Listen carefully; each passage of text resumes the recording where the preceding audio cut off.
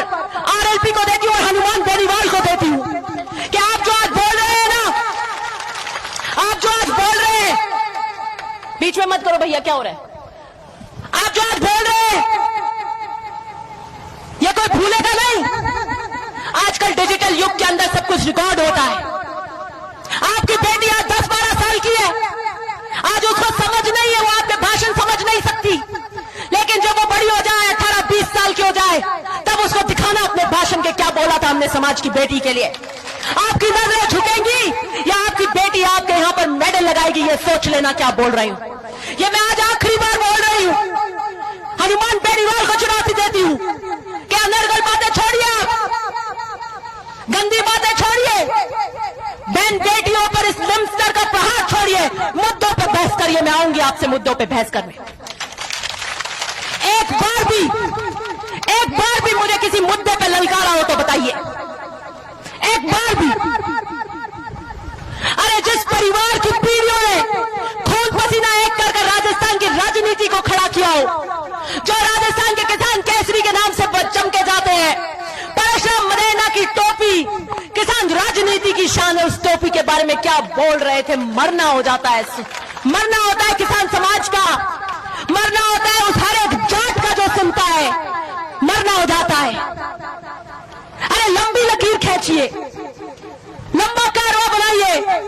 मुझे बताइए आप अपने 5-7 साल के करियर के अंदर आपने क्या काम किए।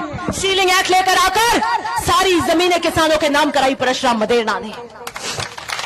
अकाल जब पड़ गया था तब सुचारू रूप से आपके लिए काम किया, पानी की ड्रिंकिंग वाटर की पानी की समस्या का सुधार किया, ये नाम था परशुराम मदेना का।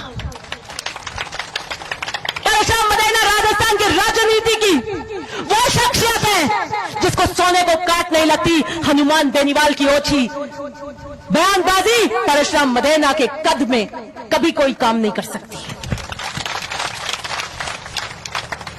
मेरी चुनौती है ना सिर्फ हनुमान बेनीवाल को, मेरी चुनौती है हर एक व्यक्ति को जो किसान राजनीति में मुझे काटना चाहता है, जो आपको काटना चाहता है, जो आपको मारना चाहता है। मेरी चुनौती है कांग्रेस की बी गैंग को। जी न्यूज की न्यूज देख लेना,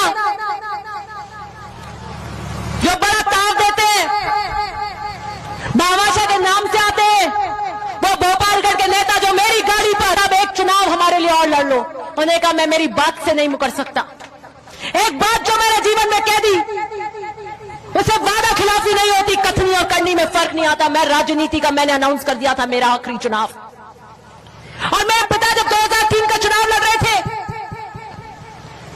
तो वो नहीं आए थे, भोपालगढ़ में प्रचार करने नहीं आए थे,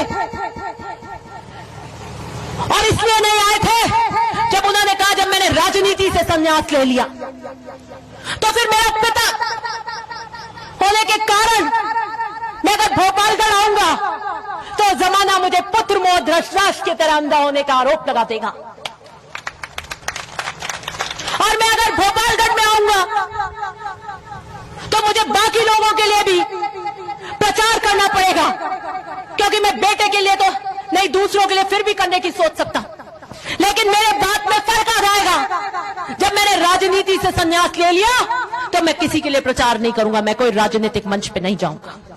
और वो भोपालगढ़ का चुनाव जब बनवाना भोपालगढ़ में आता था, आपकी ये पूरी पट्टी डामरा आप सब भोपालगढ़ में आते थे, बावड़ी आपको भोपालगढ़ में आता था, 2 कैंप लगते थे। मैं छोटी थी जब मोटर यहाँ पर एम्बेसडर में आके बड़े खाती थी, दोनों कैंपों में जाती थी, मुझे पता है। तो ये सारी जो समीकरण है ना, मुझे पता है। 30 साल तक बावड़ी की मांग थी अलग पंचायत समिति की, कितने लंबे समय तक थी? 30 साल से भी ऊपर, और 2008 के अंदर मेरे पिता ने बावड़ी की वो मांग पूरी करी और बावड़ी के अंदर एक नई धुरी को स्थापित किया। वो मत बताए मेरे को कि किसान राजनीति कैसे होती है। भोपालगढ़ के अंदर सुरपुरा गांव है, हरजी आज हमारे बीच में नहीं है, आप सब जानते होंगे सुरपुरा से हरजी को। मैं 10वीं क्लास की छात्रा थी, मैंने अपने जीवन का पहला भाषण 1998 में परशुराम मदेना के लिए वोट मांगने के लिए उस बरामदे से दिया था। सुरपुरा के उस गांव से शुरुआत करी थी, और मैंने कहा था कि मेरी दादी जी बीमार हो गई है। पहले वो आती थी करने। उनके ब्रेन ट्यूमरों के ऑपरेशन हो गया था और मैंने कहा मैं मेरी दादी जी का संदेश लेकर आई हूं, मैं आपके बीच आई हूं, मैं 16 साल में स्कूल की छुट्टियां लेकर आई हूं और मैं भोपालगढ़ की जनता को अपील करने आई हूं कि मेरे दादाजी को वोट देना। वो ना पता है मेरे को राजनीति के उतार चढ़ाव, मैं छन छन के झटके ले लेकर आई हूं, मैं परिस्थितियों में पल कर आई हूं और मैं सबको चुनौती देती हूं, यहां से चुनौती देती हूं, उस प्रशासन को चुनौती देती हूं जो ये हाथ मिला के काम कर रहे हैं। कृषि विपणन उसके अंदर